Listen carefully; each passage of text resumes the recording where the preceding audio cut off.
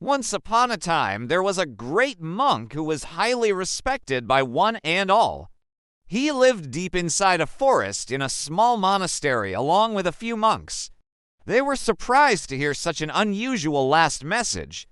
The young successor kept wondering, why should I not allow a cat into my life? The great monk was cremated with all the rituals and respect. But the young monk was still puzzled and kept thinking about his master's final message. He could not understand its deeper meaning. The monk found the idea sensible and accepted a cat from the villagers as expected. The cat kept the rats away, but now a new problem aroused. He had to feed the cat, and for that, he had to go to the village several times a day to ask for milk. Among them, there was a very young monk who was also the chosen successor of the great master.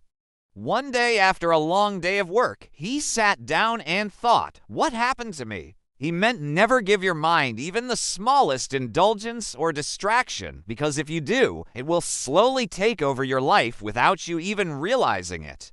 If we honestly look at our lives, we will see that many times we knowingly allow our mind to do things that we are aware are not right for us. Have we given into our desires just once and fallen into its trap? I have linked the video here. Do watch it and let me know what you think. Thank you for listening, and I will see you in the next story. If yes, then now is the time to take a stand, control our mind, and steer our lives in the right direction. The story of the great monk serves as a reminder that even the wisest can stumble and even the strongest can fall. It's a call to be vigilant, to recognize the subtle ways in which our minds can trick us, and to always be ready to correct course before it's too late. Remember, our minds are like horses that can take us to the heights of success or drag us into the depths of despair. It all depends on how well we train and control them. We convince ourselves by saying just one more time, it won't become a habit, but that's where the problem begins. The moment you give your mind a little freedom, it starts demanding more, and without even realizing, you fall into its trap. This is how addictions and bad habits take birth. I had renounced it my family and the world to seek the truth, but this is the whole world again. Many youngsters start watching porn just for once with no intention of becoming a slave to it. They just give their mind a little space to enjoy, but slowly it becomes a deep-rooted habit. The same happens with junk food. We know it is harmful, yet we give in just once, and over time it affects our health, energy, and our life. The mind is extremely powerful. It can be your best friend or your worst enemy. A well-controlled mind can take you anywhere you wish to go, while an uncontrolled one can drag you into places you never wanted to be. A mind without control is like a fast-running car without a steering wheel or a train without tracks.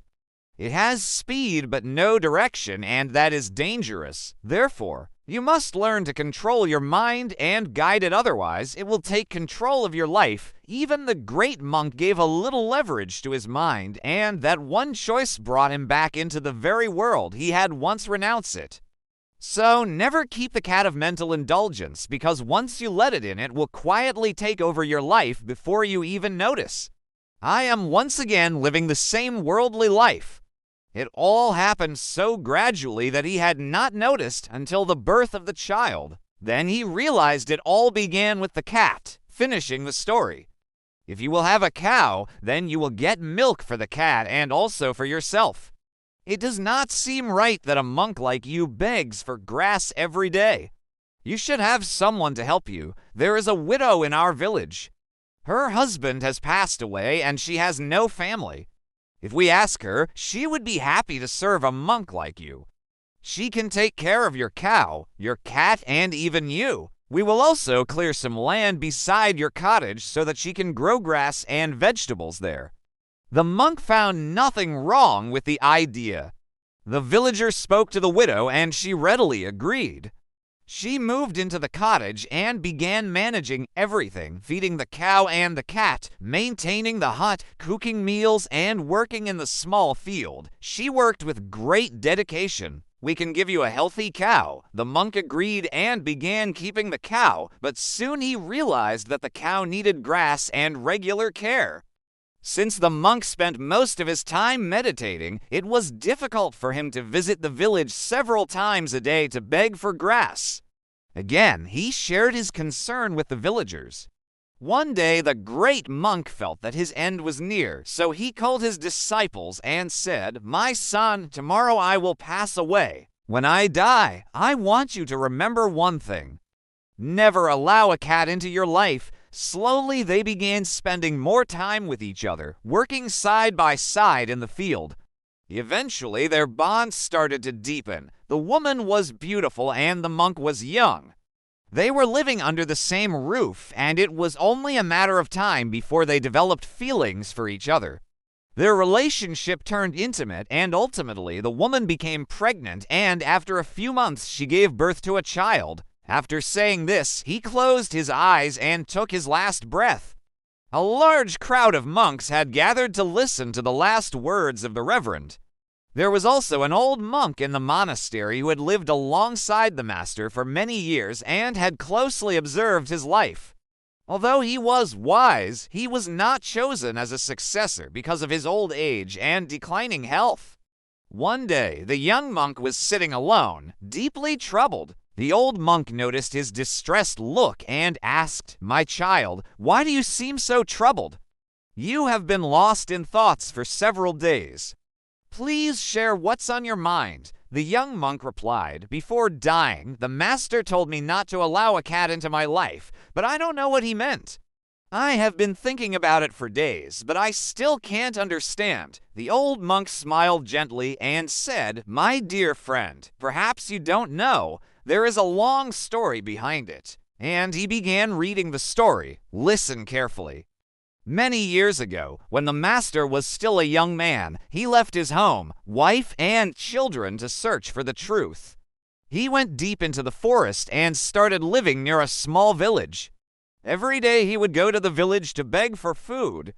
The villagers were pleased to have him in their village. They often sought his guidance. And out of respect, they built a small bamboo cottage for him to live in. The monk had only 2 pieces of clothing, but soon a problem arose. Rats began entering his cottage and chewing on his clothes. This caused great trouble for Tamong. He shared his concern with the villagers. One of them said, "Why don't you keep a cat? It will drive the rats away." The monk again shared his concern. The villager said, "Instead of coming to the village several times a day, why don't you keep a cow?" The villagers said the monk saw her efforts and started helping her in the field. The monk who once meditated all day now worked tirelessly in the field to feed his family. The old monk looked at the young successor and said, "My friend, when the master told you not to allow a cat into your life, he was not literally talking about cats.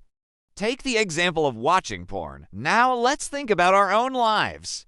Have we ever allowed a cat into our life? If you liked this story, you might also enjoy another story. I told you about a king who was addicted to playing with his toys.